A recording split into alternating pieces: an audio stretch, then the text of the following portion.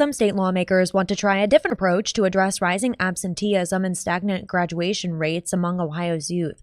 A bipartisan duo of state representatives has proposed the state fund two pilot programs to study the success that financial incentives may have in increasing graduation and attendance rates. One program would give money to students who regularly attend class, while the other pilot program would give students who graduate high school a lump sum of cash.